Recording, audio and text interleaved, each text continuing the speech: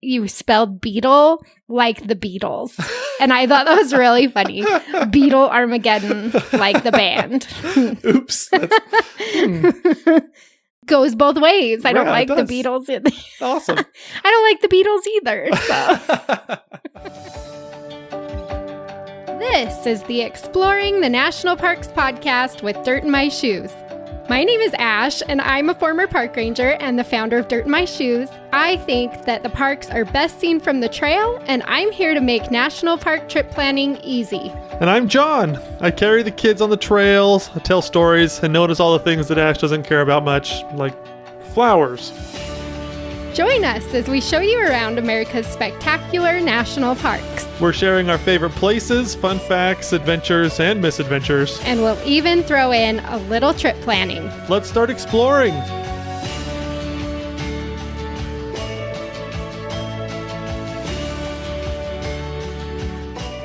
We are trying something new for these next few episodes because John got back surgery. Womp, womp, womp.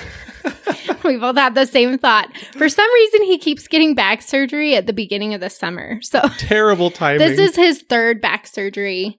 Poor John. I mean, back issues are no fun. And how can you hike when your back hurts? Right. So we're trying to fix it. Hopefully this time actually fixed it. But John can't sit for long periods of time right now.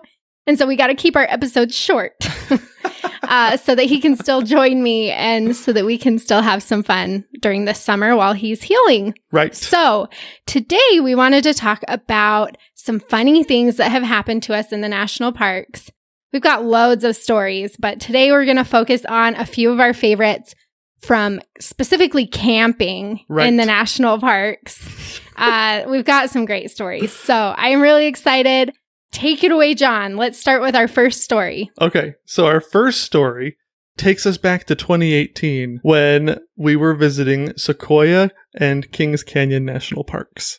And so when we were arriving, it was early May, mid-May, but basically it was the day we got there was the day that the campground opened. And so it was still really chilly, still a little bit of snow, lots of coldness around. And so it was kind of miserable. It was frigid. The trip itself was really great. Yes. We loved spending time in Sequoia Kings, especially that long. But it was early season and it was cold. Yeah. We were cold campers. And I don't think we had enough propane. And so we were basically wearing 3 layers of everything while we were there. It was really funny. But the cold just is part of it. The warming up process of the world while we were there is really what makes this kind of interesting. Because as the world warmed up, something woke up with it. It's not bears, which you're probably thinking of. It's bears. But no, it was the world was kind of like what Wormtongue says to Eowyn when he's trying to flirt with her in the 2 Towers. And he's like, oh, so fair, so cold, like a morning of pale spring still clinging to winter's chill, you know? Your words are poison, you know, and then she marches off. But anyways, that's what the world was like. And as it warmed up, so another thing that kind of plays into this is the Park Service, for a reason you'll find out in a minute, was cutting down tons of trees. Like they were clearing the campground of tons of trees, but they were leaving piles and piles, giant piles of firewood. And so we were having awesome bonfires. That was our saving grace because Yes. The campground host was like, use all the wood that you want. We just need to get rid of it. And we were so cold. Right. We had basically a fire going in the fire pit 24/7. We were just trying to get warm, and we just kept adding wood to the fire and just having these great fires. That was a highlight. Yeah, it was super cool. But finally, the day of our exit from the national park came, and it just so happened that the day of our exit coincided with another very important day, Armageddon. And the Lord said to Moses, stretch out your hand over Sequoia Kings so that locusts swarm over the land. And so Moses stretched out his staff and they covered all the ground until it was black. Literally, we woke up the day that we were supposed to leave Sequoia Kings. And as I opened the door, I walked outside and all of a sudden, giant black beetles just start pelting me. And as Ash came out, same thing to her. Our travel trailer, all of the walls were just like covered in these giant black locusts. It was the, like, think of your worst nightmare and double it, because we were covered in these giant beetles. Oh, man. Every surface. Yes. If you've ever been in an airsoft battle or like a paintball gun battle or something like that, and you're just like running across like a small little gap to try to get through, and you just hear all these little thuds from people shooting at you. That's literally what it felt like as I was running to try to get our trailer all set up, our truck hitched up and everything. And it takes like an hour. I mean, that process is not short. Right. So we put the kids in the truck and John and I are just outside, like with our hoods covering our faces, like running around like crazy person. I probably screamed a million times. Oh my gosh. From just these beetles. And I have long hair and they're getting stuck in my hair. And right. If you've ever seen a girl with gum stuck in her hair, that was Ash, like times 10, with beetles climbing through I her. just kept shouting. Like, I could not help myself. I was just like, hurry, John. And we're trying to get our trailer taken down so that we can hitch it up and drive away, but they were swarming us. Yeah, I thought for sure we were going to like leave the stabilizers down. We were for sure forgetting something. Or something along the way. But I do remember, like, the last, if you've ever seen, oh gosh, I don't remember which Mission Impossible it was, but it was a Mission Impossible where they have to fly a helicopter through like a field of like windmills. It was a really cool one, but Tom Cruise basically has like one shot left, you know, at the end of the movie, and he jumps and then he takes his shot, you know, to get the bad guy with one shot left. And that's kind of how I thought, like, as I was going to get into the truck, all the windows were closed. I was like, okay, everything is set up. And I like shake myself down. I rub everything down. I'm like dodging and weaving. You know, I'm going serpentine to try to make sure these bugs can't get me. And then I make my final leap. I grab the door handle. I open the door. And as I leap into the cab, I close the door behind me. And it got through the door somehow and just like hit me on the shoulder, and I'm just like, ah! And then it's infiltrated. It was insane. And so somehow we were able to secure the cab. We got him out, and then we like drive. We got Save out yourself. of Dodge. We got out of Dodge, man. It was nuts. And so that was Beetle Armageddon of 2018 of Sequoia Kings, man. I just want to say that in your notes, you spelled Beetle like the Beatles. And I thought that was really funny. Beetle Armageddon, like the band. Oops. Goes both ways. I don't like the does. Beatles. Awesome. I don't like the Beatles either. So. Oh my gosh. So if you've ever had an experience with bugs in your campground while you were camping, just know we feel you. Oh my gosh, those are intense situations. So that's our funny beetle story. So this takes us to story number 2, but it takes us down to Texas. We're in Big Bend National Park. And the trick with Big Bend is you want to get there early enough that it's still warm but not crazy hot. And it's a pretty moderate temperature most of the time during the off season. We wanted to get there a little bit before spring break, big crowds came and everything like that. And so we got there, but when we had gotten there, it was like this crazy heat wave. And so it was like 100-degree heat every day. And so we get down there, and I remember our first night, we set up the trailer, and then we went out and did lots of hiking and everything for the day. And we come back, it was dark. And as we're pulling around the campground, our headlights shine the light on the people that were camping next to us. We thought this was hilarious. We later got to know them, and it was Rick and Maggie, some of our favorite... We love Rick and Maggie. Our favorite co-travelers. They were kindred spirits, so they were awesome. But as our headlights shine into their campground, I see Rick sitting in his camp chair, just in his underwear, in complete darkness. And we thought he was a really big weirdo. Oh my gosh, we were like, what is this guy doing? He's just, I don't know. Who knew? We had no idea what was going on, but we're just like, we just saw a man in his skivvies. And so we were like, okay, fine. We'll meet them tomorrow maybe and figure out the story. Well, we got into our travel trailer and it was, like I said, it was hot. And so we opened up all the windows, and as we're getting everybody ready for bed, we open up the windows, we turn on the lights. Little did we know, but slowly but surely, like the sands of the hourglass, suddenly there was an invasion. And as soon as I made the mistake of opening the blinds to one of the windows while the lights were open. And the campsite that we were at was pretty close to the Rio Grande River.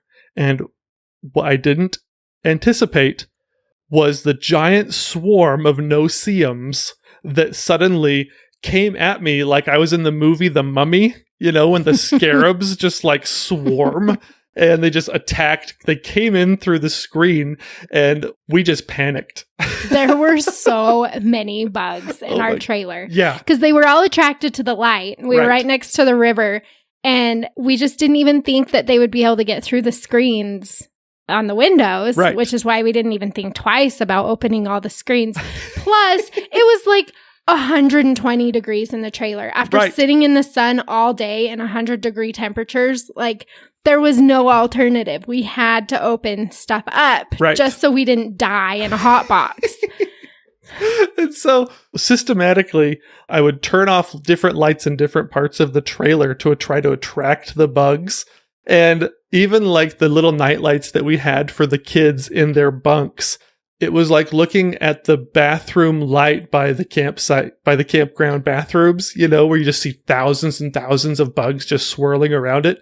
Inside of our trailer, it was these millions of no-see-ums. And so what I eventually had to do, we turned off every light. All auxiliary power in the trailer was off, even the clock. We put tape over the little indicator light that the power was on. Exactly.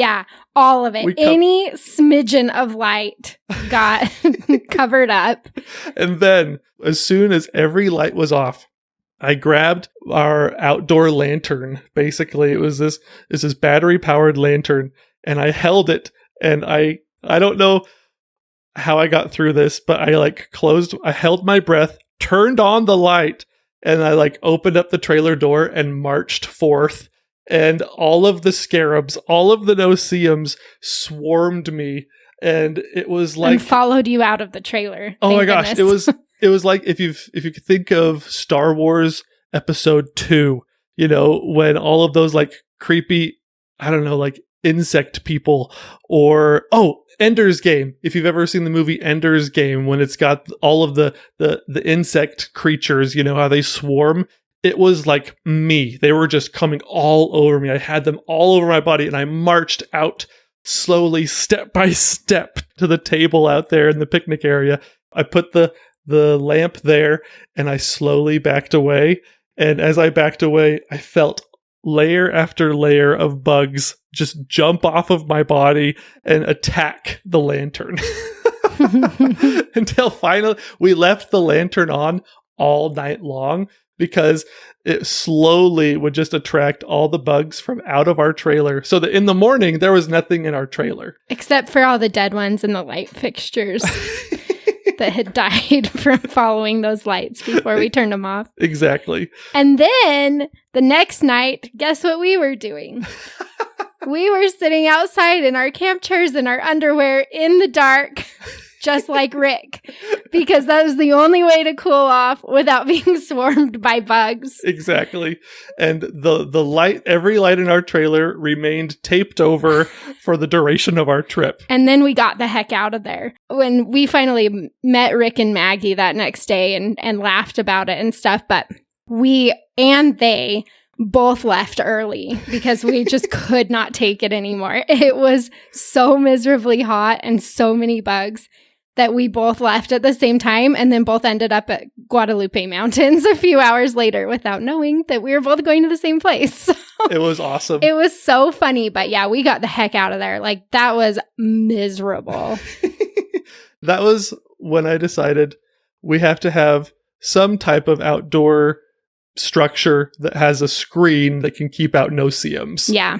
And oh my gosh, I had no idea until that time. But yeah, that was a crazy experience. So many bugs. So many bugs. All right, that brings us to our third and final story. This one takes us to the far north of the United States, all the way to North Cascades National Park up in Washington. This is the worst. I still have nightmares about this camping experience. We have not had a good camping experience in North Cascades. That is true. I mean, it's been fine. I love that park. We keep going back. But like every time something happens. The first time was also a heat wave. Right. And we were so miserable. It was so bad. Yeah. It was like 100 degrees in North Cascades. And I was really grumpy. Yes. But this particular time was even worse. Oh, man, this one was bad. Okay, to set the stage for this one, I just have to state a couple of facts. Apples travel well. Oranges travel well. I would even go so far as to say that peaches and maybe even kiwis travel well. Bananas are the poster child for does not travel well. And we keep trying because I love peanut butter banana sandwiches. I keep making John bring bananas. Oh my gosh. And we have never found a way to travel with bananas so that they maintain their scent, flavor, texture.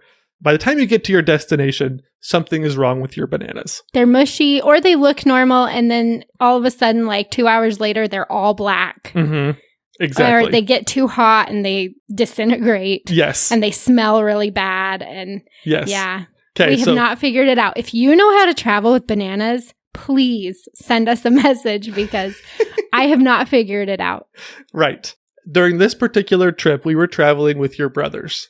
And they brought some of their own food.